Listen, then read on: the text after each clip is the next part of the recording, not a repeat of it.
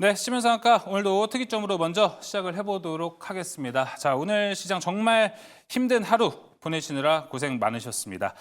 코스피와 코스닥 지수에 대해서는 따로 살피지 않고 바로 오늘 좀 시장에 대한 이야기를 하는 게 맞을 것 같습니다. 오늘 이 힘든 지수 또 봐서 뭐 하냐라는 좀 생각도 들기도 하고요. 자, 오늘 시장을 보니까 대체로 지금 올림픽 기간이라서 어떤 스포츠 신기록을 세우는 것, 올림픽 세계 신기록 이런 것들이 막 올라오는데 오늘 우리 증시에는 히스토리 브레이커들이 몇 개 있었어요. 코스피에서는 종가 기준 역대 최대 하락폭이 오늘 기록됐고 매도 사이드카 발동이 4년 5개월 만에 발동이 됐고요. 삼성전자 금융위기 이후에 최대 낙폭을 보여줬다.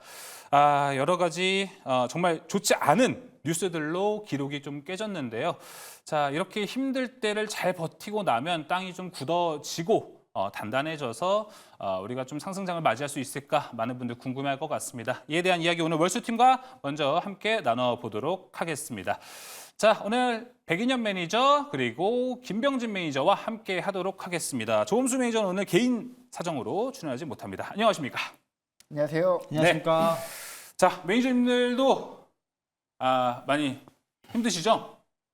네, 네. 저보다 시청자분들이 더 힘들지 않을까. 그렇죠. 예, 정말 시청자분들 많이 힘드실 것 같은데 저희가 이럴 때일수록 계속 좀 힘을 더 드리면 좋을 것 같고 시청자분들이 궁금해하시는 것들을 오늘 적극적으로 정말 채팅창 진짜 사소한 거라도 좀 궁금하신 거를 좀 올려주시면 저희가 그에 대한 내용들을 최대한 좀 백인현 매니저, 김병진 매니저와 함께 다 나눠서 이야기를 좀 드려보도록 하겠습니다. 자, 그러면은 시장 이야기를 할 게 딱히 없습니다. 바로 첫 번째 좀 시장 이야기로 넘어가 보도록 하겠습니다. 자, 오늘 긴급 진단으로 준비를 해봤습니다. 긴급 진단 첫 번째 이슈 열어주시죠.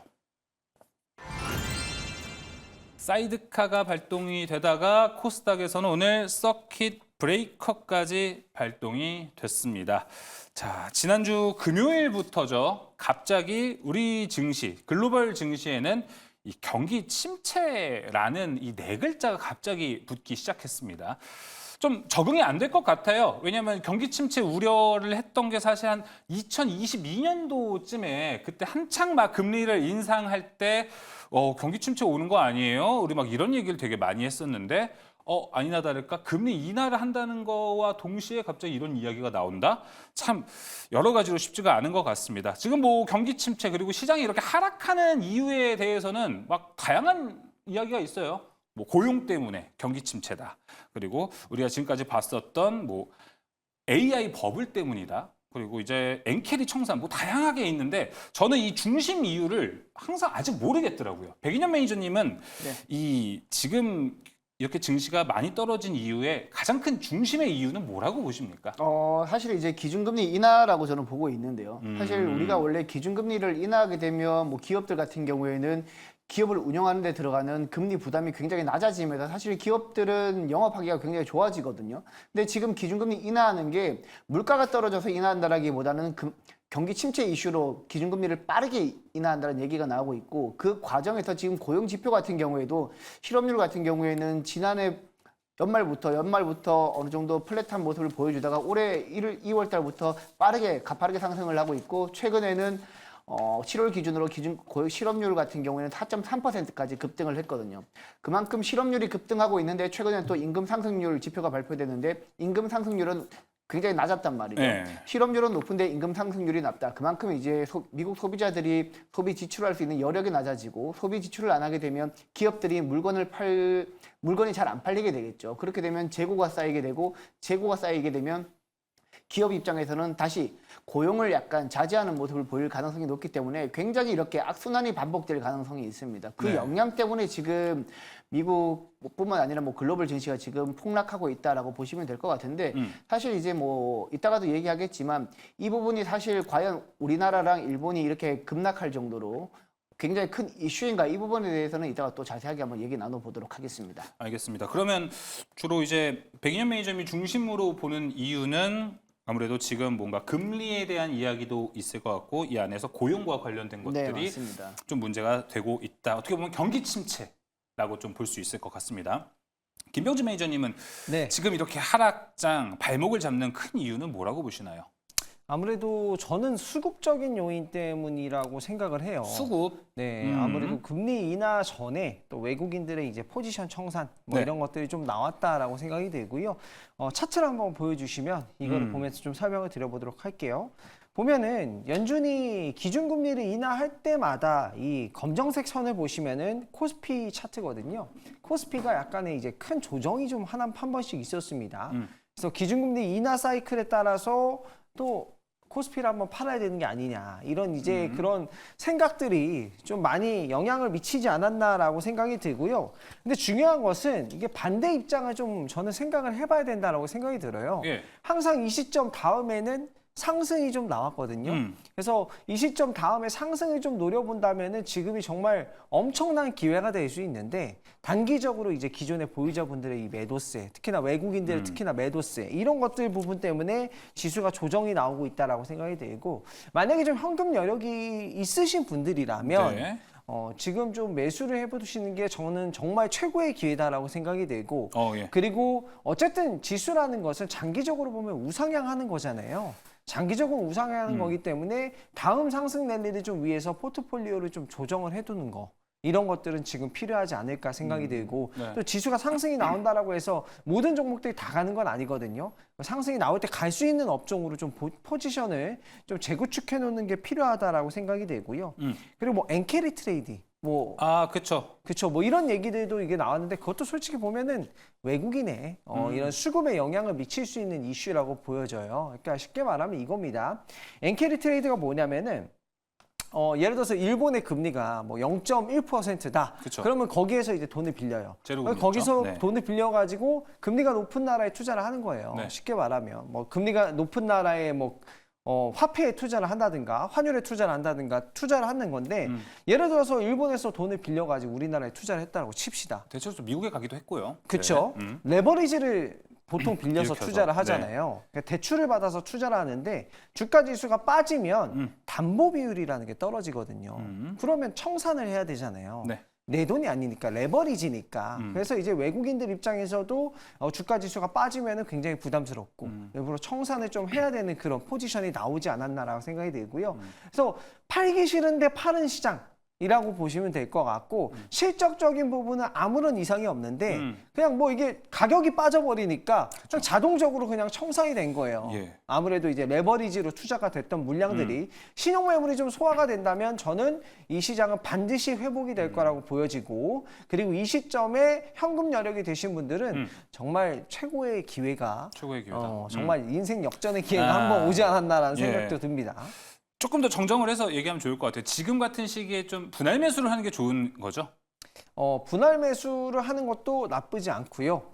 사실 시점을 맞춘다라기보다도 못 맞추죠, 사실 바닥이 어딘지는. 예. 그렇죠. 예. 여기서 한 번 더 빠지면 저는 그냥 뭐 매수하는 것도 나쁘지 않지 않을까 생각합니다. 그만큼 좀 많이 빠졌다. 이렇게 빠질 수가 없는데 그쵸. 충분히 좀 바닥에 가까워졌다. 이렇게 좀 해석을 해보면 좋을 것 같습니다. 네. 자, 김병진 매니저는 좀 수급과 관련 지어서 어떻게 보면은 매크로인 것 같습니다. 전 네. 세계의 수급 자체가 좋아지지 않은 상태이기도 하고 거기에 좀 최근에 부각되고 있는 게 엔캐리 트레이드이기 때문이다라고 이야기를 합니다. 그래서 이거랑 조금 엮어서 이제 백인현 매니저님은 앞에서 이제 경기 침체의 원인이 좀 크다라고 얘기를 해주셨잖아요. 네. 저는 근데 경기 침체 지금 이 하락장을 아무도 원인을 알 수가 없습니다. 왜냐하면 뭐 다양한 이슈들이 있죠. 앞서 나왔던 뭐 엔캐리 트레이드 이야기도 있고요. AI 버블 이야기도 있는데 저는 그냥 최근에 많이 고평가된 주식들을 내리기 위한 뭔가 이런 움직임 속에서 마침 엔캐리 트레이드도 소위 말해서 타이밍이 맞았다라고 생각을 해서 이런 게 좀 섞여서 한 번에 악재가 큰 악재가 된 거 아닌가라고 생각도 해요. 사실 이제 저는 뭐 그렇게 생각을 안 하고요. 왜냐하면 예. 이제 고평가된 종목을 내리기 위한 하나의 액션의 일종이라고 보기에는 지금 일본이랑 우리나라 증시가 너무 많이 빠졌습니다. 이 정도 대규모 자금을 동원할 수 있는 세력은 저는 없다라고 보고 있기 때문에 기본적으로 글로벌 경제에 대한 어느 특정 문제가 있지 않나라는 때 우리가 한번 방점을 찍어봐야 될 것 같고요. 예. 지금 일본 같은 경우에도 오늘 12%가 넘게 급락을 했고 우리나라 코스닥 같은 경우에도 사실 장중에 마이너스 13%까지 급락을 했다가 장 마감 때는 한 11%대 마감으로 어느 정도 멈췄는데 사실 뭐 아까 엔캐리 트레이딩도 말씀하셨지만 지금 하락하고 있는 가장 큰 하락세를 보이고 있는 게 미국보다 우리나라랑 일본이라는 점이 약간 조금 일본이 더 크죠. 그리고 특이한 점이라고 보시면 되고 사실 미국 경기 침체가 본격적으로 진행이 되면 미국 주식이 가장 많이 빠져야 되는데 그런 현상은 또 아니란 말이죠. 그렇기 때문에 사실 엔캐리 트레이딩 말씀 잘 해주셨는데 네. 지금 사실 엔캐리 트레이딩이라고 하면 일본에 있는 마이너스 금리를 가지고 고금리인 미국에 투자해가지고 투자를 하는 방법인데 최근에 이제 미국은 기준금리를 낮추고 일본은 기준금리를 올리는 과정에서 청산하는 과정이 일어나잖아요. 그렇죠. 근데 그 자금이 일본에 들어가게 되면 일본 주가가 오히려 올라야 되는데 아니죠. 그렇지 못했단 맞아요. 말이죠. 그럼 그 부분에 대해서도 우리가 한번 해석해 볼 필요가 있는데 많은 투자자들은 일단 이렇게 생각을 하는 것 같습니다. 사실 일본 기업들도 일본 중앙은행의 저금리를 많이 융통을 해가지고 그걸 가지고 조금 남들보다는 더 유연하게 회사를 운영을 했었는데 이제는 금리 부담이 본격적으로 올라가기 시작한다라는 거죠. 근데 그 과정에서 글로벌 증시가 생각보다 안 살아나게 될 경우에는 일본 증시 같은 경우에는 지금 안 그래도 일본 증시가 올라가면서 굉장히 기분 좋게 올라갔었는데 근데 거기에 대해서 차익 매물이 나올 수밖에 없다라는 거죠. 근데 문제는 우리나라는 오른 것도 없는데 차익 매물이 나오는 게 조금 그렇죠. 아이러니하긴 한데 일단 일본 증시는 그렇게 해석하면 될 것 같고 우리나라는 내수 경기가 워낙 지금 안 좋고 있다. 그쵸. 안 좋기 때문에 뭐 최근에 화장품이라든지 뭐 전력 인프라라든지 전반적으로 수출 기업들의 실적은 빠르게 올라가는데 수출 기업들의 지역별 매출도 한번 뜯어보면 북미 쪽은 굉장히 잘 나왔는데 화장품 같은 경우에도 우리 내수 쪽은 생각보다 못 나오거나 오히려 마이너스 역성장을 보이는 경우도 많았거든요. 그렇기 때문에 우리나라 시장은 지금 내수가 문제다. 수출은 잘 되고 있다. 내수가 문제다. 근데 지금 수출도 미국이 기준금리를 인하하기 시작하게 된다라면 원달러 환율이 하락하게 되겠죠. 그렇죠. 아무래도 달러 가치가 지금처럼 강세를 보이기 어려우니까 유동성이 풀리게 되면 그렇기 때문에 지금 원달러 환율이 하락하게 되면 우리나라 수출 기업도 그나마 지금 수출하는데 약간 마진율이 좀 떨어질 수 있다. 그리고 지금 미국 경기가 안 좋아지게 되면 특히 미국 쪽 소비자들이 우리나라 화장품이라든지 식품이라든지 살 여력이 약간 축소될 수 있다는 우려감이 지금 강하게 반영이 되고 있는 것 같습니다. 근데 그 원달러 환율이 이제 좀 강세가 돼가지고 수출 기업들에 대한 우려는 조금 어떻게 미세한 질문일 수도 있습니다. 저는 근데 수출 기업들 항상 시장을 봐오면서 느꼈던 거는 환율이 이렇게 높아서 달러가 이렇게 되게 높을 때 수출 기업도 어떻게? 라고 걱정을 했는데 오히려 P가 늘어나서 더 많은 매출을 냈잖아요. 근데 이렇게 된다면 또 Q가 더 늘어날 확률도 있지 않을까요? 추후에? 근데 지금 Q가 늘어나려면 수요가 강해야 되는데 지금 미국 경기 침체가 약간 고용도 잘 안 되고 있고 임금 상승률도 떨어진 상황에서 구매력. 약간 구매력이 약간 위축될 수 있다는 우려감이 조금 더 크지 않나라고 생각을 하고 있습니다. 예, 알겠습니다. 자, 그럼 일단 오늘 전반적으로 금요일부터 오늘까지 시장 하락의 이유에 대해서 지금 이야기를 나눠봤고 그래서 많은 분들이 되게 궁금해하는 거는 지금 딱 이거 아닙니까? 왜 하락했냐? 그리고 언제쯤 반등을 할까라는 걸 되게 많이 궁금해할 것 같습니다. 그런데 오늘 시장 막판에 좀 보니까 이걸 좀 긍정적인 소식으로 봐야 될지 모르겠습니다. 외국인이 자 이제 장 마감 후에 선물 7천억을 순매수하면서 좀 끝이 났다라는 소식이 오늘 있었습니다. 이게 마이너스까지 따져본다면 1조 5천억 원을 넘게 장 막판에 이제 살았다라고 볼 수 있는 건데 이런 거 그리고 오늘 장 막판에 김병진 매니저님 조금 낙폭을 축소하면서 끝냈단 말이에요. 내일 시장에 대한 기대감을 좀 올릴 수 있어요? 저는 이제 올릴 수 있다라고 생각이 되고요. 이제 금리 인하 얘기가 나왔잖아요. 이런 상황이라면 금리 인하가 거의 확실시 되어 가는 상황이죠.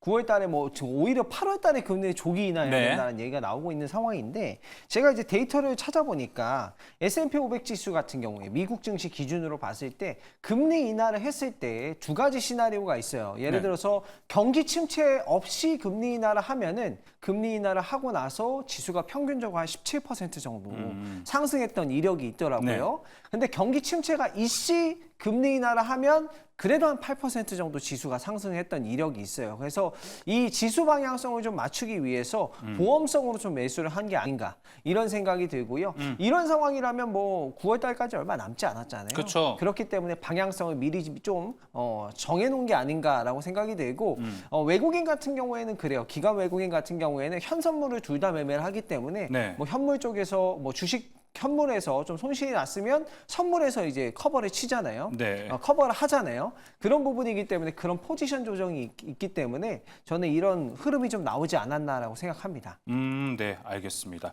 자, 그러면은 우리가 여러 가지로 조금 시장에서 걱정이 되는 것들도 이야기를 한번 해보도록 하겠습니다. 백인현 매니저님, 그 반대 매매에 대한 우려는 지금 좀 어떤 상황인가요? 정부에서도 이번에 뭐 반대 매매를 일시적으로 봐줄 수 있다 이런 이야기, 풍문이 좀 오고는 가는데 이게 효력이 있을지도 좀 의문이기도 하고. 사실 이제 그 반대 매매 같은 경우에는 이제 반대 매매를 유예한다라는 얘기는 담배 비율을 낮춘다라는 얘기거든요. 맞아요. 예를 들어서 이제 뭐 담보비 그 신용 이제 증거금리의 40%면 4천만 원으로 1억치 주식을 살 수 있는데 그만큼 이제 신용 비율이 있는데 그 신용 비율을 어느 정도 유지하기 위해서는 일정 담보 비율이 있습니다. 근데 그 담보 비율에 도달하게 되면 자동으로 반대 매매가 나가게 네. 되는데 그 담보 비율을 낮추게 되면 약간 뭐 반대 매매는 조금 더 늦게 나가겠지만 만약에 더 낮춘 담보 비율에서 반대 매매가 나가버리게 되면 오히려 개인 투자자들은 손실률이 더 크게 된다라는 측면에서 사실 마냥 긍정적인 측면이라고 볼 수는 없고 구조적으로는 일단 반대 매매가 안 될 수 있는 증시 환경이 조성이 돼야 되겠죠. 그렇죠. 네, 증시 예. 환경이 조성이 돼야 되기 때문에 사실 약간 뭐 정부 입장에서는 뭐 금투세뿐만 아니라 뭐 금투세가 지금 하락의 원인은 아니지만 금투세뿐만 아니라 뭐 공매도 도입을 연장한다든지 아니면 폐지한다든지 약간 증시에 긍정적인 정부 정책을 내놨을 때만 시장이 반등할 수 있다라는 거지. 사실 개인적으로는 혹시라도 이제 반대 매매 유예 조치 자체로는 언발의 오줌 누기밖에 안 된다라고 저는 보고 있습니다. 언발의 오줌 누기 정도밖에 되지 않는다라고 얘기하셨고 오늘 코스피 분봉 차트를 좀 보니까 한 대략 2시 35분쯤에 갑자기 또 빠지던 게 급락을 했는데 많은 분들이 여기서 다 반대 매매 나온 것 아니냐라는 이야기를 하고 있어요. 백인현 매니저님. 추가적인 것도 지금 좀 우려가 되는 네. 시점인가요? 사실 이제 반대 매매는 다음 날에 보통 장 초반에 이제 반대 매매가 나가게 되죠. 네. 근데 보통 반대 매매 나갈 걸 우려해서 미리 이제 매도하는 물량이 한 2시 반 이후에 나온 것 같은데 사실 일단 뭐 지금 같은 경우에는 반대 매매 안 당하기 위해서 많은 투자자들이 뭐 추가적으로 대출을 받던지 아니면 신용을 받던지 뭐 추가적으로 자금을 투입해 가지고 반대 매매가 안 당할 정도의 담보 비율을 채워놨을 겁니다. 근데 네. 우리가 예상하는 것보다 다음 날 내일장에서도 만약에 이런 식의 말도 안 되는 급락이 나오게 되면 많은 투자자들이 아마 반대 매매 당하기 전에 좀 청산할 가능성이 조금 높기 때문에 네. 반대 매매랑 뭐 CFD 반대 매매는 항상 시장에서 우리가 지금 같은 시장에서는 우리가 항상 염두에 둬야 될 약간 이슈라고 보시면 될 것 같습니다. 알겠습니다. 김병준 매니저님 지금 채팅창에도 반대 매매하니까 상당히 많은 이야기들이 좀 오고 가고 있습니다. 반대 매매가 또 다른 반대 매매를 부른다. 그리고 어차피 털어낼 반대 매매라면 빨리 나가는 게 좋지 않나요? 뭐 다양한 좀 의견이 나오고 우려 섞인 이야기도 좀 나오고 있습니다. 네. 내일장에도 반대 매매가 좀 나온다면은 반등은 좀 어려울 것 같아요. 제가 여기서 이제 핵심 그 네. 전략을 하나 소개를 해드릴게요. 핵심 전략? 네. 이미지를 한번 띄워주시겠어요? 화면 예. 한번 띄워주시면 일단은 시장은 회복을 할 거예요. 시장은 급락을 했다가 회복을 하는데 이 급락을 했다 회복할 때 내 종목이 오르느냐가 지금 가장 중요한 부분이거든요. 저는 그 기준점을 한 마이너스 50% 정도라고 생각을 해요. 네. 왜냐하면 마이너스 60%가 넘어가잖아요. 그러면 이 종목이 내 원금이 되려면 주가가 200% 이상 올라야 돼요. 그러니까 마이너스 50%만 나도 주가가 100% 올라야 내 원금이 되는 거거든요. 근데 마이너스 60%가 넘어가면 200%, 70% 넘어가면 300, 400%가 주가가 올라야 되는데 상식적으로 그거는 좀 말이 안 된다. 그래서 마이너스 50%가 넘어가려는 종목들은 빠르게 이제 포트폴리오를 좀 조정하고 새로운 기회를 잡아서 주가가 이제 지수가 올라갈 때 먹을 수 있는 종목들로 포트폴리오를 구성하는 게 나을 것 같고요. 반대 매매에 대해서 이야기해드렸잖아요. 네. 신용장고와 이 코스피 차트를 제가 켜놨습니다. 보시면은 검정색 선이 코스피 차트고요. 파란색 선이 신용장고입니다. 어떻죠? 신용장고가 빠지면 코스피 지수도 큰 폭의 하락이 있죠.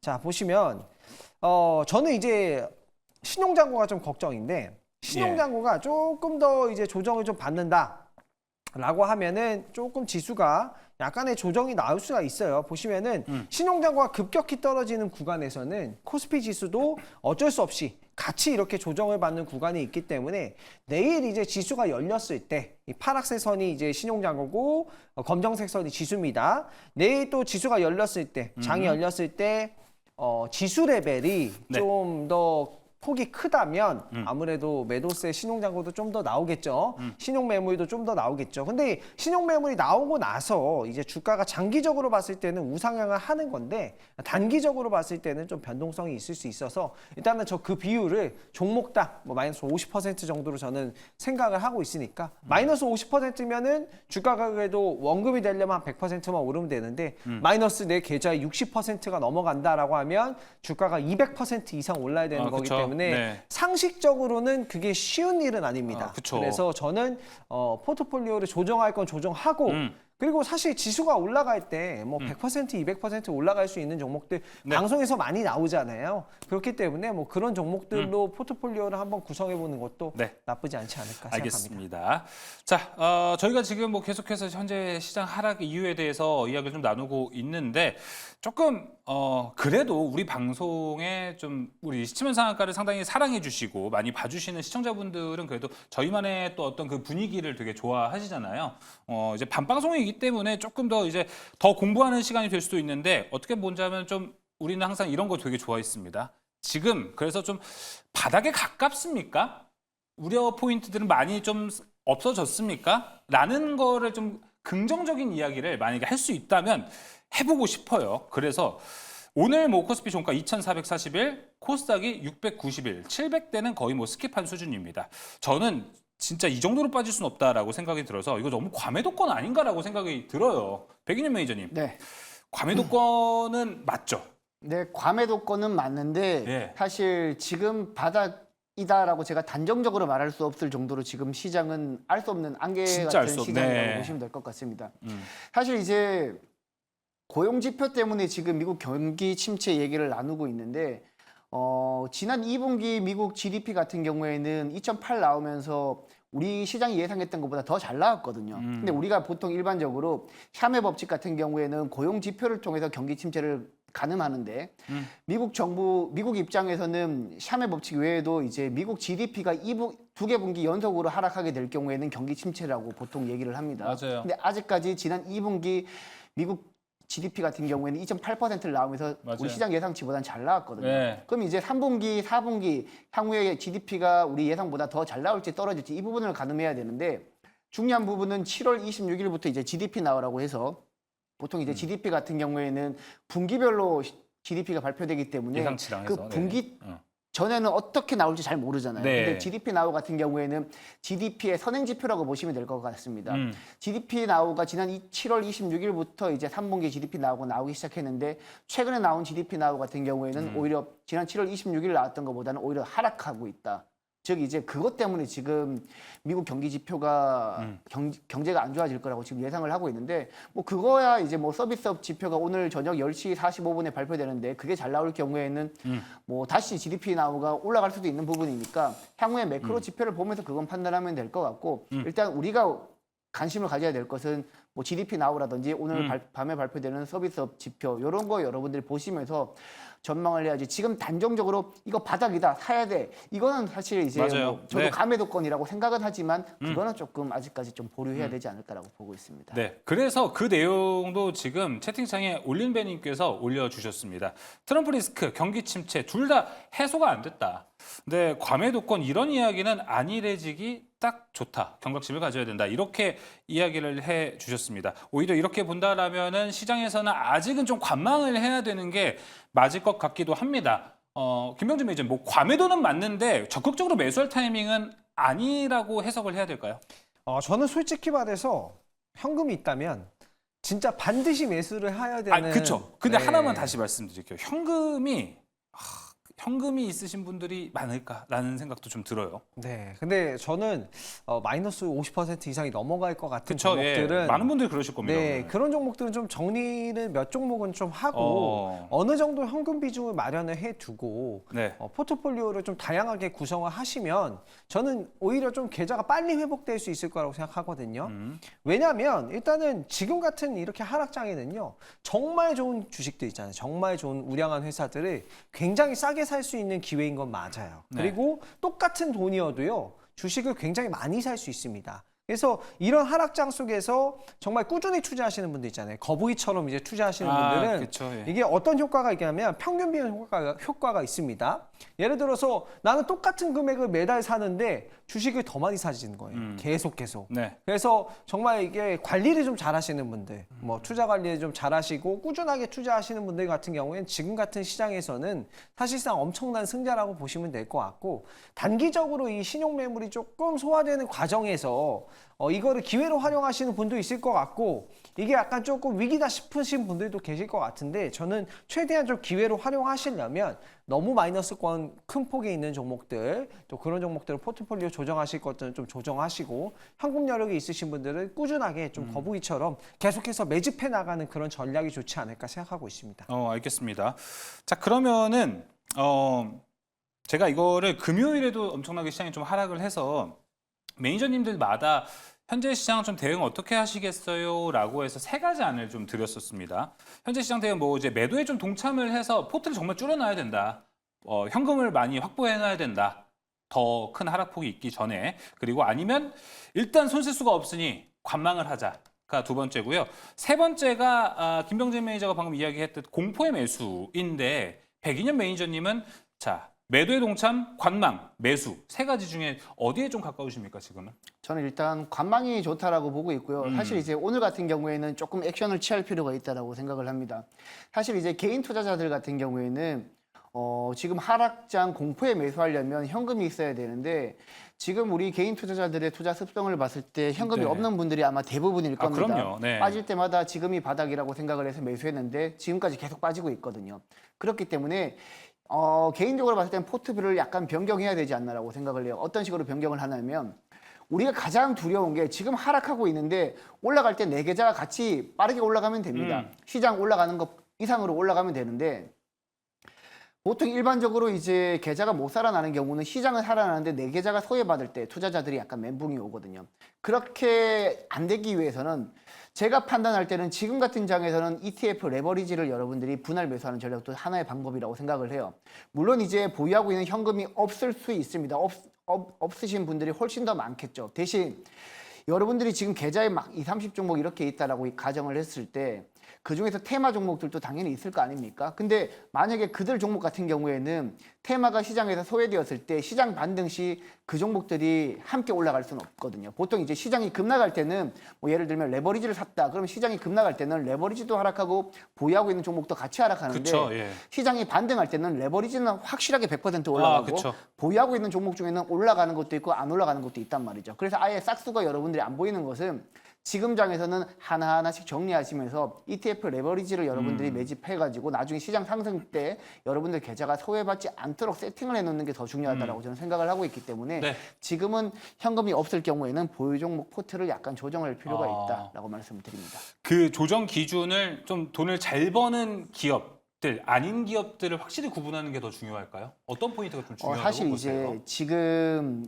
그게 가장 베스트 방법이긴 한데 네. 지금 뭐 기존에 우리 시장을 이끌어왔던 종목들을 한번 살펴보면 최근에 AI 반도체 관련 종목들이 시장을 이끌었고요. 그렇죠. 그리고 화장품 관련 종목들, 전력 인프라 관련 종목들, 조선주들이 시장을 이끌었는데 지금 보시게 되면 글로벌 시장이 급락하게 되고 있는 이유가 미국 쪽 경기 침체 때문이란 말이죠. 네. 근데 우리나라 화장품이라든지 식품 관련 종목들이 최근 시장을 이끌었지만 그들 종목이 미국 경기 침체 이슈가 소멸됐을 때 다시 올라갈 수 있느냐? 그건 사실 물음표거든요. 왜냐하면 미국 고용 지표도 안 좋고 임금 상승률도 낮아지면서 미국 소비자들이 소비할 수 있는 여력이 낮아질 수 있다라는 피크한 우려감 그것 때문이기 때문에 당장 우리가 지금 화장품이나 식품이나 이런 걸 바닥에서 샀을 때 이게 바로 올라갈 수 있는지 약간 불확실성은 조금 있다라고 보고 있고 그 외에 또 반도체를 산다, HBM, 뭐 AI 반도체 칩을 산다라고 했을 때도 사실 뭐 과거였으면 괜찮은데 최근에는 뭐 엔비디아 쪽 이슈도 있고 네. AI 산업 버블론도 있기 때문에 사실 AI 반도체 관련 종목들 뭐 SK 하이닉스나 한미 반도체를 지금 타이밍에 자신 있게 하기에도 조금 맞아요. 애매한 구간이란 말이죠. 그래서 사실 이것도 저것도 이도 저도 안 된다라고 봤을 때는 결국에는 ETF 레버리지가 조금은 정답이지 않을까라고 맞습니다. 생각을 하고 있습니다. 네, 오늘 뭐 저도 이 좀 분위기를 보기 위해서 커뮤니티 같은 것도 좀 보는데 좀 대체적인 반응이 이렇게 빠져서 우리가 그동안 좋다 했던 삼성전자와 SK하이닉스 오늘 같은 날 그러면 저가에서 사야지라고 생각하시던 분들도 뭔가 펀더멘탈에 하자가 보인대요. 그러다 보니까 선뜻 지난주 이맘때처럼 손이 막 나가지가 않는다 이렇게 얘기를 많이 하더라고요. 자 그렇다면 김병진 매니저님은 지금 전략 세 가지 중에서 좀 어디에 가깝습니까? 근데 저는 솔직히 말해서 조금 분할 매수를 하는 건 정말 이제 좀 괜찮다라고 생각이 들고 네. 어쨌든 뭐 인플레이션이 다시 뭐 어느 정도는 올라올 거고 뭐 경제 성장이 안 한다는 것도 아니고 장기적으로 봤을 때는 투자 수익률 높이는데 좀 저점에서 하는 거는 맞다라고 생각이 드는데 단기적으로 손이 안 나가는 거는 정말 사실인 시장이거든요. 정말 이게 지금 시장에서는 정말 손이 안 나가실 거예요. 그런 감정적인 부분이 너무나도 이제 시장에서 좀 큰 부분이기 때문에 근데 가만히 생각을 해본다면 저는 실적주에 집중하라고 말씀드리고 싶어요. 돈을 잘 벌고 있는. 네, 왜냐하면 결국에 기업이 배당을 주잖아요. 그렇죠? 배당을 주기 때문에 실적이 정말 탄탄하고 큰 문제가 없고 실적이 크게 미스가 나지 않는 뭐 그런 종목들은 분할 매수를 한다면 저는 정말 좀 괜찮지 않을까. 정말 현금 여력이 좀 안 된다 하더라도 약간의 이제 여윳돈으로라도 예. 매매를 한다면 괜찮다라고 생각이 들고 시장 지수는 조금 더 변동성이 나올 수 있다라는 건 감안해서 분할 매수를 하시는 게 조금 더 좋지 않을까 이렇게 생각을 하고요. 그리고 역사적인 데이터로 봤을 때도 네. 뭐 시장은 저는 장기적으로 봤을 때 계속해서 올라온다라고 보는데 단기적으로 지금 이 구간에서 매수를 하는 게 맞느냐 이렇게 한다면 변동성은 예상을 해야 된다. 이렇게 생각이 들어요. 조금 더 하락할 거는 좀 예상을 하시고 뭐 실적주 위주로 분할 네. 매수를 한다면 좋지 않을까 생각하고 있습니다. 알겠습니다. 뭐 이렇게 좀 정리가 될 것 같습니다. 정말 없으시겠지만 많은 분들이 그러시지 않으시겠지만 현금이 있으신 분들은 지금 뭐 뭘 사야 될지라는 고민이 필요할 뿐이고 오히려 좀 포트 구성을 기존에 좀 포트에 이제 주식이 상당히 많으신 분들 같은 경우에는 어떤 전략을 가지고 내가 지금 좀 비중을 축소를 시켜야 되나 아니면 정말 아닌 것 같은 종목은 좀 아픔을 딛고 손절을 해야 되나 이런 전략들에 대한 이야기를 좀 해봤는데 우선은 좀 이제 백인현 매니저가 그쪽으로 이야기를 해줬습니다. 포트에서 확실히 돈 잘 버는 기업들 쪽으로 추려보는 것도 하나의 전략은 될 수 있다. 이 부분 한번 참고해 보시면 좋을 것 같고요. 자, 이제 좀 반대되는 이야기를 한번 해보도록 하겠습니다. 지금 시장의 악재들, 뭐부터 좀 해소를 하면 좋아질까? 그리고 앞서 있는 이벤트들은 무엇이 있을지 이에 대한 이야기 준비해 봤습니다. 띄워주시죠. 네, 그럼에도 불구하고네요, 진짜. 내일 9시에 개장이 됩니다. 그리고 미국 시장도 아마 개장이 되고 이에 대한 영향을 고스란히 국내 시장도 이제 좀 받을 것 같은데 자 무엇보다 이 부분이 가장 중요할 것 같습니다. 잠시 후에 이제 ISM 서비스업 지수 발표가 예정이 되어 있습니다. 백인현 매니저님 여기서 반등의 포인트 여기서 포인트가 잘 나온다면 지수도 그리고 글로벌 증시도 반등의 여력은 좀 마련할 거라고 보시나요? 아니면 그래도 좀 소용이 없을 거라고 보시나요? 저는 일단 서비스업 지표가 잘 나오게 된다면 네. 내일 지수는 일단 반등 가능성이 저는 충분히 있다라고 보고 있고요. 왜냐하면 이제 지난주 제조업 지표가 안 나오면서 미국 뭐 노동 지표, 제조업 지표랑 노동 지표가 안 나오면서 지금 우리 이번 주에 우리 국내 증시가 급락을 했었는데 미국 같은 경우에는 사실 이제 제조업이 이제 전체 경제에서 차지하는 비중이 한 30%밖에 안 되고 서비스업이 차지하는 비중이 한 70% 정도 됩니다. 그만큼 서비스업이 미국 경제에 차지하는 비중이 높기 때문에 서비스업 지표가 우리 예상보다 잘 나오게 된다면 당연히 미국 장이 오늘 급락해서 출발하겠지만 아래 꼬리를 많이 달 가능성이 저는 있다라고 그쵸. 보기 때문에 네. 특히 우리나라나 일본처럼 과도하게 빠진 국가들 같은 경우에는 서비스업 지표가 잘 나오면 내일장 충분히 외국인과 기관 소급이 들어올 거라고 보고 있습니다. 네, 알겠습니다. 자, 오늘 밤 10시에 또 발표가 되기 때문에 이 부분도 잘 참고해 보시는 것도 좋을 것 같습니다. 자, 일단은 국내 증시 반등에 대한 좀 시나리오를 보자면은 각자 아까 얘기해 주셨던 악재들이 만약에 좀 해소가 된다라면은 뭔가 좀 국내 증시 그리고 글로벌 증시가 반등을 하지 않을까 싶은데 김병진 매니저님이 보셨을 때는 지금 경기 침체라는 거를 네. 해소를 할 수 있다고 보십니까? 지금 경기 침체라고 보기는 좀 어렵다고 생각이 들어요. 예. 왜냐하면 뭐 미국의 이제 실업률도 뭐 그 네. 정도까지는 올라오진 않았고 그리고 뭐 자연 실업률까지 5%까지 오른다고 하더라도 그걸 경기 침체라고 볼 정도는 아니라고 생각이 들거든요. 일단 경기 침체 자체가 아니다. 네, 저는 이제 그렇게 예. 보고 있지 않는데 예. 다만 이제 여기에서 뭐 미국 증시 주가 지수가 얼만큼 빠지느냐에 따라서 뭐 연준이라든가 뭐 경제 정책들이라든가 이런 것들이 바뀔 거라고 생각이 되고 국내 증시도 그에 따라서 영향을 받을 것 같다고 생각하거든요. 네. 오늘 이제 국내 시장과 아시아 증시는 엄청나게 폭락을 했어요, 사실. 예. 근데 이제 미 증시는 아직 그 정도로 폭락한 건 아니에요. 그렇기 때문에 미 증시의 방향성이 만약에 틀어준다면 같이 아시아 증시나 국내 증시도 좀 반등을 해줄 것 같고 만약에 미 증시나 뭐 이런 쪽이 좀 벤치마크가 살짝 또 빠진다라고 하면 이게 조금 더 변동성이 확대될 거라고 생각이 되고 지표상으로 봤을 때 실적적으로 봤을 때 ISM 지표가 제조업 지수가 네. 조금 떨어지긴 했지만 경기 침체라고 보기에는 장기간 데이터로 봤을 때도 46.8이 나왔잖아요. 네. 뭐 40 이하로 나온 것도 아니고 경기 침체라고 보기엔 좀 어렵지 않나. 현재로서는 실적적인 부분보다는 그냥 수급적인 논리에서 좀 빠지지 않았나라고 생각합니다. 네, 알겠습니다. 그렇다면은 지금 뭐 우리나라 증시에 둘러싸고 있는 전 세계 증시를 둘러싸고 있는 악재들이 너무 많습니다, 백인현 매니저님. 네. 그런데 좀 백인현 매니저님이 생각하셨을 때, 이거는 좀 먼저 해소가 되면은 그래도 좀 괜찮아질 거다라고 생각하는 게 있습니까? 일단 미국과 중국 간에 약간 조금 분쟁 이슈가 조금 해소돼야 되지 않을까라고. 오히려 글로 가는군요. 왜냐면 이제 제가 어. 약간 조금 이제 우리가 기준금리 얘기를 했는데 거기서 사고를 약간만 확장을 하게 되면 예. 사실 미국이 지금 기준금리를 경기가 생각보다 빠르게 안 좋아지고 있으면서 기준금리를 9월 달에 50bp 그리고 11월 달에 50bp 그리고 12월 달에 25bp 인하할 거라는 얘기가 나오고 있거든요. 그럼 올해 연말까지 한 1.25%를 급격하게 낮출 가능성이 높다라는 얘기가 네. 지금 미국 경제 금융 투자자 업체들이 지금 그쵸. 예측을 하고 있어요. 근데 그런 식으로 가파르게 기준금리를 인하하게 되면 어떤 문제가 발생하게 되냐면 기준금리를 가파르게 낮추게 되면 시중의 유동성이 확 풀려버립니다. 그러면 여태까지 잡아왔던 미국 인플레이션율이 다시 치솟을 가능성이 높고 그리고 지금 트럼프가 대통령이 되어서 과거 이제 트럼프 일기 때 중국과 무역 분쟁 때문에 관세율을 엄청 올렸었거든요. 예. 근데 이번에도 트럼프가 대통령이 되어서 중국 쪽 관세율을 과거보다 한 2배 정도 올려버리게 되면 지금 중국에서 미국으로 수입해 들어가는 물건의 가격이 올라가겠죠. 당연히 소비자들한테 판매하는 가격이 올라가기 때문에 기준금리 인하와 더불어서 중국에서 수입되는 물가가 올라가기 때문에 물가 상승률을 더 부추길 가능성이 높다. 근데 네. 지금 상황은 미국 경기 침체를 논하고 있기 때문에 맞아요. 안 그래도 소비 여력이 없는데 물가 상승률이 올라가게 될 경우에는 기업들 입장에서는 사실 물건을 많이 팔 가능성이 있을까라는 의구심도 사실 듭니다. 그 부분이 일단 해소가 되어야 되기 때문에 뭐 대선 이슈랑 마찬가지로 중국과 약간 분쟁이 어느 정도 선에서 조율이 되고 약간 좀 다듬어져야지만 지금 뭐 경기 침체랑 물가 상승률을 어느 정도 잡지 않을까 생각을 하고 있습니다. 또 미국과 중국 사이에서의 이야기로 오히려 좀 이게 좀 인플레이션을 잡지 않을까 이런 이야기를 좀 해줬습니다. 이제 금리 이야기가 나와서 일단 김병진 매니저한테 먼저 악재 해소가 돼야 될 악재에 대한 이야기를 먼저 들어보고 그다음 좀 금리 이야기도 같이 나눠보도록 할게요. 김병진 매니저님 봤을 때 지금 다양한 악재 중에서 이게 제일 문제다. 이건 좀 해소가 되면 그래도 좀 어느 정도 숨 쉴만 하겠다라고 생각하는 게 있습니까?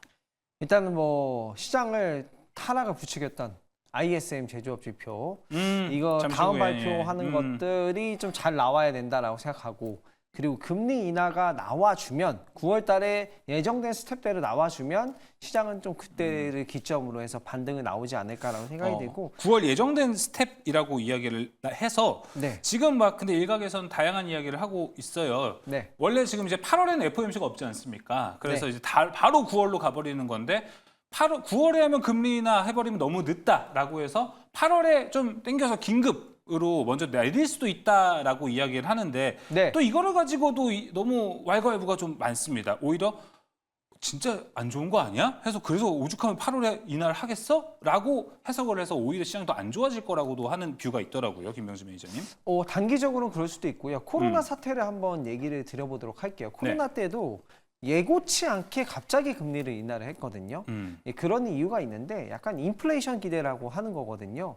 그러니까 금리를 언제 정확하게 인하할 거야? 이렇게 하면은 사람이 그때를 기점으로 행동을 해버리잖아요. 그러면 나 그때 기점으로 신용대출 받아가지고 투자해서 물가 올려버려야지. 약간 이런 인플레이션 기대를 할 수 있기 때문에 기본적으로 연준의 통화 정책을 정확하게 이거를 딱 이제 이렇게 될 거야 이렇게 한다라는 것보다도 전반적인 이제 방향 스탠스를 좀 보시는 게 좋겠다. 않을까라고 생각이 들거든요. 긴급하게 인하할 가능성도 증시 여부에 따라서 충분히 가능하다라고 생각이 들고요. 일단은 우리가 기대해 볼 수 있는 건 어쨌든 연준은 정확하게 목표를 제시를 했어요. 물가가 떨어지면 금리 인하한다. 이거는 그냥 거의 항상 그렇잖아요. 그렇기 때문에 물가가 지금 떨어지고 있어요. 그렇기 때문에 그 방향으로 가고 있는 거라서 이게 언제 나오든 이게 나오는 시점은 호재로 작용할 것이다 라고 보여지고 있습니다. 알겠습니다. 백인현 매니저님이라면 긴급 8월 25bp 내리기, 9월에 50bp 내리기 어디가 좀 더 그래도 타격이 없이 소프트 랜딩으로 가는 길이라고 보십니까? 뭐 개인적으로는 이제 많은 투자자들이 뭐 갑론을박은 있겠지만 네. 저는 이제 긴급하게 한 8월달에 25bp 인하하는 게 조금은 더 낫지 않을까라고 생각을 해요. 왜냐하면 이제 9월달에 50bp 인하하고 그 다음에 이제 11월달에도 50bp 인하한다는 얘기가 나오고 있거든요. 그런 식으로 급격하게 할 바에는 차라리 8월달에 선제적으로 한 다음에 시장의 반응을 한번 보는 게 좋을 것 같습니다. 사실 25bp 인하를 한다라고 해가지고 시장 분위기가 좋아질지 나빠질지 사실 저도 예측을 못하고 네. 그 어느 누구도 예측을 못하는데 9월달에 갑작스럽게 50bp 인하하고 갑작 뭐 빅컷을 계속해서 연속으로 하는 것보다는 8월달에 일단 미국 정부가 선제적으로 경기 침체에 대해서 이렇게 대응을 하고 있다는 것을 투자자들한테 25bp라도 인하하면서 보여주는 게 더 낫지 않을까라고 저는 보고 있습니다. 조금이라도 빠르게 금리를 인하하는 게 네, 뭐 나을 일단 수도 노이즈가 있겠다. 끼더라도. 네. 그럼 그게 그동안에 연준이 잘못했다라는 걸 방증하는 게 돼버리지도 않을까? 이미 연준이 잘못했다, 기준금리 인하 시기를 놓쳤다라는 것은 많은 투자자들이 인지를 하고 있는 사실인 것 같고요. 사실 원래는 이제 7월달에 기준금리를 인하해야 되는데 네. 그걸 안 했다라는 평가가 지금 많은 애널리스트들이 하고 있는 평가인데 네. 뭐 지금 연준의 평가도 중요하겠지만 생각보다 미국 경제가 빠르게 침체하게 될 경우에는 선제적으로 대응을 하는 게 연준이 오히려 칭찬받을 일이 아닐까라고 저는 보고 있습니다. 네. 오히려 좀 자기 잘못들을 시인하고 인정하는 것이 나을 수도 있다. 네, 인정하고 이렇게, 빠르게 네. 액션을 취하는 게 나중에 욕을 먹어도 덜 먹지 않을까. 네, 그렇습니다. 맞아요. 맞는 건데 계속 아니라고 잡아떼고 해서 다 힘들게 하는 것보다는 누군가 감투를 쓰고 좀 잘못했다라고 인정을 하는 것도 확실히 좀 중요한 포인트가 되지 않을까 이렇게 생각이 듭니다. 근데 이제 연준의 이제 금리 인하 이야기도 있지만 제가 조금 우려가 되는 건요. 8월에 이 대형 이벤트, 지금 이 분위기를 확 반전시켜 줄 수 있는 대형 이벤트가 대표적으로 뭐지 잭슨홀 미팅 8월 말에 있고 8월 말에 또 엔비디아의 실적 발표가 있습니다. 근데 이거 두 개 다 8월 말이에요. 지금 8월 이제 갓 시작했거든요. 이벤트 공백이 너무 길어요, 김병진 매니저님. 그러다 보니까 참 뭔가를 반등을 시원하게 하겠구나라는 건 절대 기대도 안 되는 것 같고 오히려 이런 흐름이 좀 유지가 되지 않을까라는 우려도 있거든요. 네. 아무래도 저도 이제 그 점이 이벤트가 좀 멀리 남았다는 그쵸. 점이 좀 아쉽습니다. 네, 좀 올라줬으면 좋겠고, 이제 그 사이에 저는 이제 사실 지수가 너무 많이 빠졌잖아요. 네. 그래서 우리 그 정부에서 좋은 뭐 정책이라든가 금투세 인하라든가 이런 것들이 중간 사이에 좀 나와주면 그나마 이게 좀 지지성이 좀 돼주지 않을까 이런 생각도 좀 기대를 해보고 일단 오늘 사이드카가 발동이 됐고 이렇게 큰 하락이 나왔고 네. 우리 개인 투자자분들이 굉장히 심적으로 고통을 받고 있는 상황이기 때문에 뭔가 이야기들이 좀 나오지 않을까 그거를 좀 기대를 해봐야 되지 않을까 생각합니다. 네. 네, 알겠습니다. 이 부분에 대해서 긴 공백에 대해서 백인현 매니저님 좀 어떻게 생각을 하세요? 안 좋게 생각을 합니다. 그러니까 운영을 좀 어떻게 해야 되겠다라는 감도 좀 안 서나요, 혹시? 운영을 어떻게 해야 될지는 이제 감은 서죠. 왜냐하면 일단 우리가 지금 미국 경기 침체가 얘기가 나오기 전에 AI 산업 버블론이 먼저 나왔었거든요. 지금 제가 최근에 이제 엔비디아의 AI GPU만으로도 올해 목표하고 있는 AI 서버를 충분히 만들고도 남는다라는 얘기를 제가 최근에 스치면 상한가에서 한 여러 번 했던 것 같습니다. 예, 공급 과잉 얘기도 있었고. 네, 그 이슈 때문에 지금 전반적으로 반도체 관련 종목들이 조정을 받고 있다라고 보고 있는데 일단 뭐 지금 우리가 과거에 반도체 기업들이 실적 발표 이후에 이제 주가 흐름을 한번 살펴보면 될 것 같아요. 전반적인 반도체 기업들이 실적을 발표하면서 주가가 대부분 하락을 했고 그 중에 실적이 잘 나왔던 AMD 같은 경우에도 다음 날은 주가가 급등했지만 그 이후로는 주가가 계속해서 폭락을 했거든요. 엔비디아도 마찬가지라고 보고 있습니다. 지금 엔비디아가 실적 발표일이 한 8월 28일로 알고 있는데 그때 실적 발표일 전까지 반도체 업체에 대한 불안감은 계속해서 이어질 거라고 보고 있습니다. 막상 이제 8월 28일 날에 실적이 우리가 생각하는 것보다 훨씬 더 잘 나오면 또 얘기가 달라지겠지만 어느 정도 잘 나와서는 시장 분위기를 바꿀 수는 없다라고 생각을 해요. 왜냐하면 AMD도 실적이 잘 나왔는데 그 다음날 급등하고 계속해서 하락하고 있거든요. 그쵸. 문제가 해소가 되려면 일단 AI 산업에 대한 버블론이 해소가 돼야 되는데 최근에 우리나라뿐만 아니라 글로벌 시장에서 오픈 AI 챗GPT가 생각보다 수익성이 빠르게 나타나지 않고 있다는 얘기가 계속해서 나오고 있단 말이죠. 네. 어느 정도 AI 버블론에 약간 불에 이제 기름을 끼얹는 듯한 그런 모습을 보여주고 있기 때문에 네. 엔비디아 실적 발표가 잘 나와도 문제지만 너무 못 나오면 더 문제다. 그래서 지금 어느 정도 그 공백기 동안에는 반도체 관련 기업들이 치고 나가기는 조금은 어렵지 그쵸. 않을까라고 보고 예. 있고 오히려 이번 경기 침체 이슈가 끝나면 반도체가 아니라 다른 섹터로 수급이 다시 한번 유입될 가능성도 저는 있다라고 보고 있습니다. 예, 그 얘기를 또 해주셔서 반도체 이야기 너무 지금 궁금해하실 포인트도 많고 제가 질문도 정말 이만큼을 좀 가져왔는데 먼저 좀 이야기 나온 김에 반도체 이야기를 좀 간략하게 좀 해보도록 하겠습니다.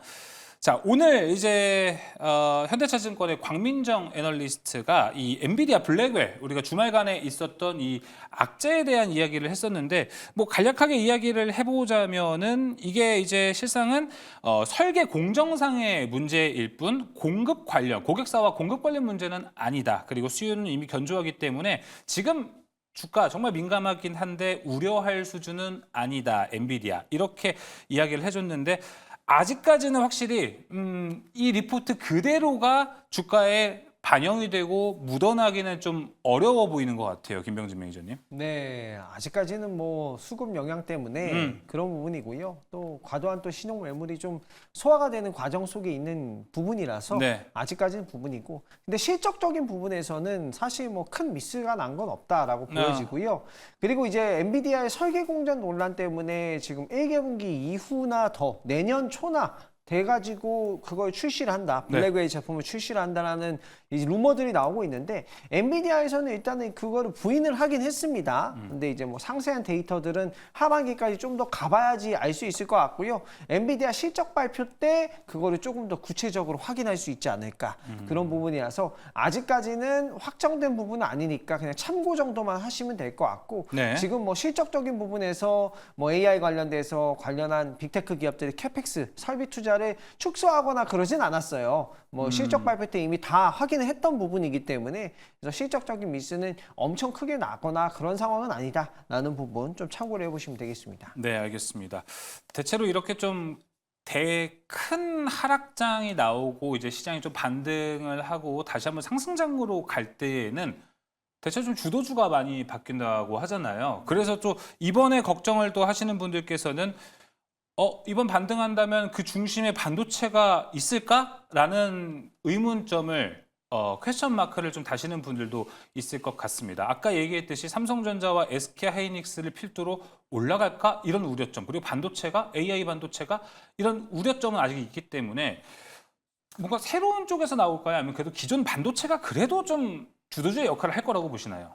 사실 정확하게 말씀드리자면 진짜 어렵죠, 예, 사실. 네. 모르겠습니다. 모르겠고 근데 이제 저 같은 경우에는 확신을 가지고 있는 것은 과거와는 다르게 일단 반도체 쪽에서 사이클이 계속해서 딜레이 되고 있긴 하지만 내년부터는 분명하게 이제 반도체 쪽에서 가동률이 올라갈 거라고 저는 보고 있기 때문에 지금 어느 정도 여러분들이 당장에 어느 정도 투자를 하시고 피드백을 받길 원하시는 분들이 아니라면 어느 정도 시간을 가지고 천천히 피드백을 받아도 괜찮은 분들이라면 지금 반도체 관련 종목들 사시는 걸 저는 권해드리고 있고요. 특히 이제 AI 반도체 같은 경우에는 사실 실적 대비 굉장히 많이 시가총액 밸류가 높게 형성된 기업들이 많습니다. 다만 전공정 관련 종목들은 항상 제가 말씀을 드리지만 지금이 가장 싸다라고 저는 보고 있어요. 맨날 이제 싸다고 말씀을 드리고 주가는 빠져서 할 말은 없지만 지금 정도 투자를 하시면 향후에 이제 가동률이 올라가고 그리고 본격적으로 삼성전자랑 SK하이닉스의 메모리 반도체 업황이 좋아지게 되면은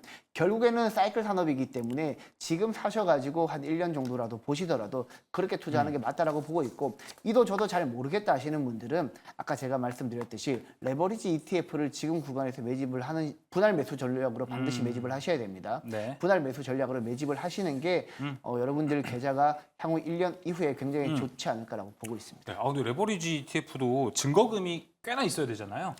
네, 뭐 증거금이 100%짜리도 있는데 일단 뭐 레버리지 ETF 같은 경우에는 뭐 코스닥 같은 경우에는 뭐 코스닥이나 코스피든지 1% 움직였을 때 2% 수익을 볼 수 있는 그런 구조다 그렇긴 하죠. 보니까 예. 여러분들이 분할로 매수하신다라면 사실 역사적으로 우리 코스피나 코스닥은 밴드권 안에서 움직였는데 어느 정도 코스닥 같은 경우에도 지금 경기가 회복하면 항상 800포인트 위에서 800포인트랑 900포인트 사이에서 움직였기 때문에 지금 690포인트까지 빠진 상황에서는 여러분들이 서서히 분할 매수해도 되지 않을까라고 보고 있습니다. 예, 알겠습니다. 오히려 좀 반등할 때 우리가 기대해 볼 만한 섹터에 대한 이야기도 이렇게 좀 해볼 수 있었던 것 같습니다. 앞서 이제 반도체 이야기를 했었는데 김병준 매니저 반도체에 대해서 뭐 코멘트 좀 해주실 게 있나요? 네, 저는 반도체는 여전히 좋다라고 실적적인 부분도 좋고, 근데 사실 이제 지수가 올라갈 때 반도체만 올라가진 않을 거예요. 그렇기 때문에 지수가 올라갈 때 포트폴리오를 난 재조정하고 싶은데 하시는 분들은요, 네.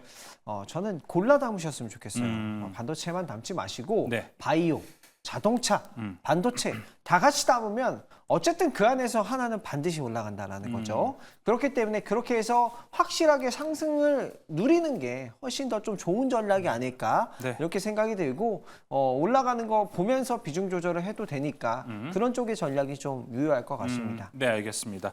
이 반도체에 대한 이야기를 좀 해봤고 반도체를 중심으로 떨궜던 것이 바로 AI 버블이라는 이야기 때문인데 저는 그냥 여기서 솔직하게 두 매니저님한테 이런 얘기만 한번 마무리해보고 싶어요. AI 버블 어떻게 생각하세요? 저는 이런 것도 있는 것 같아요. AI 버블이란 걸 얘기할 때 우리가 챗GPT로 많은 걸 이야기를 하잖아요. 백인현 매니저님도 그렇고 김병진 매니저도 그렇고 AI 쓰면서 생활이 정말 많이 윤택해졌다는 걸 느낍니까? 네. 지금? 백인현 매니저님은요? 네, 저도 이제 방송 무료 방송이라든지 네. 준비를 할 때 저도 이제 그 코파일럿 쪽 활용도 좀 하고 있고요. 예. 네, 뭐 챗GPT한테 질문도 하면서 어느 정도 자료 만들고 있기 때문에 굉장히 많이 유용하게 사용하고 있다. 근데 반대로 저는 정말 아직 사용을 별로 안 해봤고 그렇게 아직은 그걸 애용을 하지 않아요. 근데 저 같은 사람도 되게 많을 거 아니에요. 그러다 보니까 이 AI 수익 모델에 대해서 의구심을 품을 것도 있을 법하다 이렇게 생각은 좀 들기는 하는데. 네, 지금 챗GPT 같은 경우 예를 들면 챗GPT도 지금 현재 무료 버전이 있고 유료 버전이 있는데 사실 무료로 사용하시는 분들도 어느 정도 활용을 할 수 있거든요. 네. 근데 사실 저 같은 경우에도 유료로 결제하고 사용하지는 않아요. 그래서 지금 많은 이제 투자자 뭐 사용하시는 분들 네. 같은 경우에도 무료로 사용하시는 분들이 많을 텐데 이런 무료로 사용하는 사람들이 많으면 많을수록 오픈 AI 입장에서는 비용은 늘어나고 뭐 지난해 10월달 기준으로는 챗GPT 하루 유지하는 데 들어가는 비용이 뭐 9억 원이라는 얘기도 나오고 있는데 지금은 더 많이 늘었기 때문에 훨씬 더 많은 비용이 하루에 지출이 되겠죠. 비용은 늘어나는데 막상 수익이 우리가 생각하는 것만큼 안 나온다라면 뭐 지금 글로벌 빅테크 업체들도 지금처럼 공격적으로 과연 투자할 수 있을지 이 부분에 대해서는 항상 여러분들이 마냥 AI 산업에 대한 긍정론을 가지기보다는 어느 정도 의구심을 가지는 게 우리 투자자들의 자세가 아닐까라고 저는 보고 있습니다. 네, 알겠습니다. 자, 그렇다면 뭐 이 AI 실질론에 대해서 김병준 매니저님도 백인현 매니저님과 같은 생각인가요? 사실 뭐 저는 아직 침투율이 낮아서 그러니까 와닿지가 않아요, 뭔가. 네, 예. 성장률은 굉장히 많이 남았다라고 생각이 들고 앞으로 연구라든가 뭐 로봇이라든가 들어갈 때는 굉장히 많은데 기대감이 조금 먼저 네. 시장에 반영이 된 건 없지 않아 있다라고 생각이 들어요. 근데 그게 자연스럽게 조정이 되는 구간이라고 생각이 들고 어느 정도 적정 레벨에 좀 찾아낸다면 그때부터는 다시 또 반등을 흐름을 그려내지 않을까 생각하고 있습니다. 알겠습니다. 자, 우리가 이제 국내 증시 좀 반등을 해본다면 백인현 매니저님은 좀 레버리지 쪽을 이야기해줬고요. 김병진 매니저님은 뭐 이제 뭐 종목까지는 말하지도 않겠습니다. 네, 저는 업종별로 대장주를 하나씩 사라. 뭐 자동차, 반도체, 바이오 이런 식으로 해서 반드시 상승을 좀 누릴 수 있게끔 네. 업종별로 지수가 올라가면 무조건 올라가는 업종들 있잖아요. 그런 업종 종목들을 하나씩은 반드시 넣어놓는 게 좋지 않을까 생각합니다. 네, 알겠습니다. 자, 그럼 이제 추후에 우리가 어떤 전략을 좀 가져야 되는지까지 이야기를 나눠봤습니다. 자, 오늘 특이점은 이제 여기서 좀 마무리를 해보도록 하겠고요. 자, 이제 특별한 포트 대결로 이어집니다. 특별한 포트 대결 이어지긴 하지만 뭐 지금 사실 뭐 종목이 뭐 종목이 무슨 소용이 있을까 이렇게 고민을 하시는 분들 되게 많을 것 같은데 오히려 이럴 때 종목을 보고 그 산업군에서 많은 아이디어를 얻을 때가 좀 있습니다. 특별한 포트 대결에서 그런 팁도 잘 얻어보시면 좋을 것 같습니다. 특이점 마무리합니다. 특포대 넘어갑니다.